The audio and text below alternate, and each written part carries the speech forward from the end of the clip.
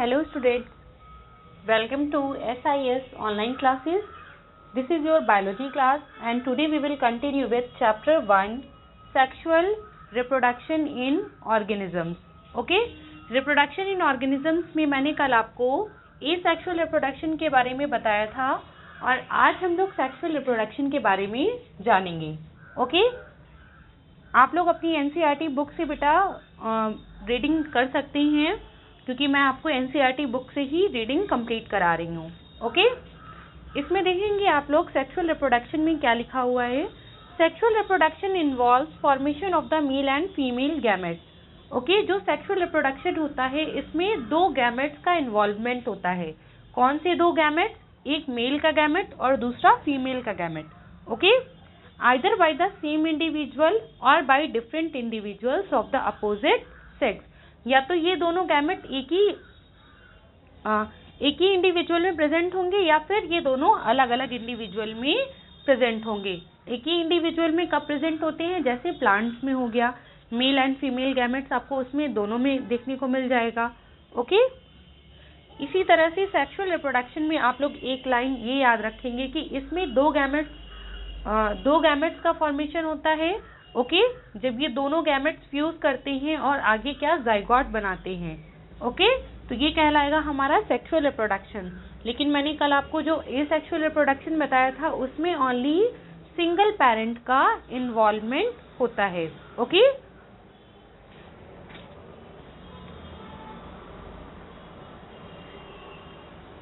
these gametes fuse to form the zygote which develops to form the new organism. और ये दोनों gamete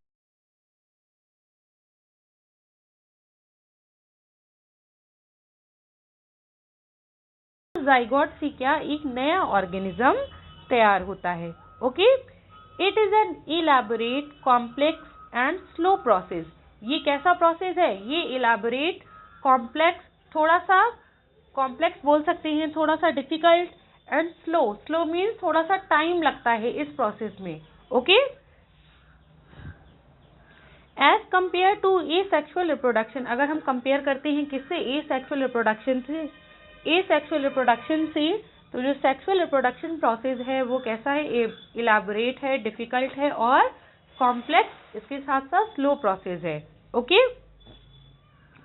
because of the fusion of male and female gametes, sexual reproduction result in offspring that are not identical to parents or among themselves. Okay, अगर हम देखते हैं किससे compare करते हैं एसेक्सुअल रिप्रोडक्शन से. एसेक्सुअल रिप्रोडक्शन में क्या हो रहा था? जो सेल डिवीजन था उसका वही रिप्रोडक्शन था. ओके, जैसे ही एक सेल डिवाइड कर रहा था, आफ्टर नया डॉटर सेल बना रहा था, वही क्या कहला रहा था? उसमें रिप्रोडक्शन कहला रहा था. लेकिन जो सेक्सुअल रिप्रोडक्शन में मेल एंड फीमेल गैमेट जब फ्यूज करते हैं और नया जाइगोट बनाते हैं तो उससे जो ऑर्गेनिज्म तैयार होता है वो क्या होता है? क्या वो एग्जैक्ट अपने पेरेंट की कॉपी होता है या क्लोन होता है? नो. इसमें क्या होता है? सेक्सुअल रिप्रोडक्शन में जो भी उसकी ऑफस्प्रिंग बन के तैयार होती है that are not identical to the parents और among themselves.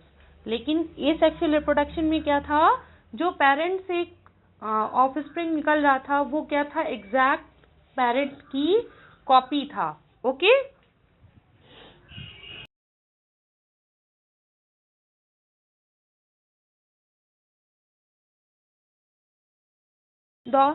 they differ so greatly in external morphology, internal structure, okay, and physiology when it comes to sexual mode of reproduction. Surprisingly, they share a similar pattern. Let us first discuss what features were common to these diverse organisms. इसमें क्या बता रहा है देखेंगे बेटा. इसमें देखिए अ study of diverse organism. Study की गई है किसमें? Diverse means different. ठीक है, चाहे जितने भी डिफरेंट टाइप के आप ऑर्गेनिजम्स की बात कर ले, चाहे प्लांट्स हो, एनिमल्स हो, फंजाई हो, ठीक है, ये सभी क्या शो करते हैं? सो दैट तो they differ so greatly in external morphology. ये सब क्या है? मॉर्फोलॉजी में तो ये डिफरेंट है एक दूसरे से. क्या प्लांट ह्यूमन बींग्स बिल्कुल एक जैसे सेम लगते हैं? नहीं. ये जो मॉर्फोलॉजी स्ट्रक्चर है मीन्स जो उनका देखने का बाहरी स्ट्रक्चर है वो क्या है, वो तो डिफरेंट है। लेकिन अगर हम एनाटॉमिकल की बात करें, अगर उसके एनाटॉमी की बात करें, मीन्स अंदर के स्ट्रक्चर की, ठीक है, तो ये क्या होता है, इंटरनल स्ट्रक्चर एंड फिजियोलॉजी, ये क्या होता है, ये एक ही प्रोसेस अपनाते हैं जो इनका क्या होता है, सेक्सुअल रिप्रोडक्शन करने का। ओके, वो प्रोसेस सेम जाता है। लेकिन अगर हम बाहरी मॉर्फोलॉजी की बात करते हैं तो वो क्या होती है, वो डिफरेंट होगा। ओके, लेकिन जो ये रिप्रोडक्शन करने का एक पैटर्न फॉलो करते हैं, वो पैटर्न क्या होता है, सभी सेक्सुअल रिप्रोडक्शन ऑर्गेनिजम्स में वो रिप्रोडक्शन करने का पैटर्न सेम रहता है सभी ऑर्गेनिजम्स में, अगर वो एसेक्सुअल रिप्रोडक्शन नहीं कर रहे हैं तो। अगर दोनों में male and female gamete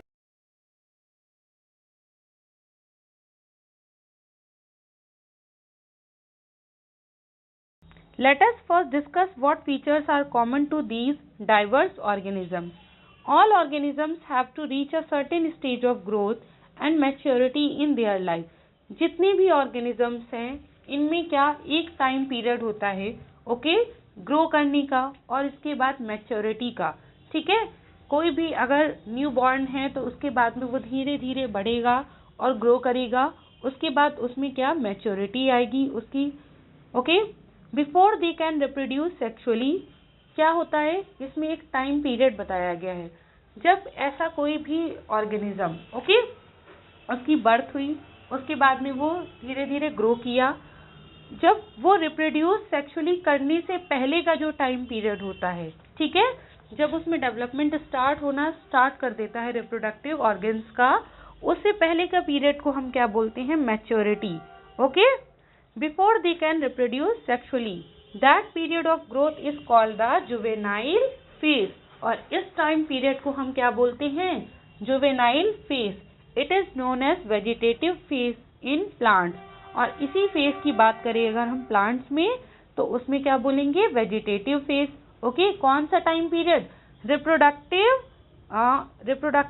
reproduce करने से पहले वाला टाइम पीरियड। ओके, जब ये रिप्रोडक्शन करने के लिए तैयार हो जाते हैं उससे पहले का टाइम पीरियड वो क्या कहलाएगा, जुवेनाइल फेज, या फिर प्लांट्स में हम बोलेंगे वेजिटेटिव फेज। ओके,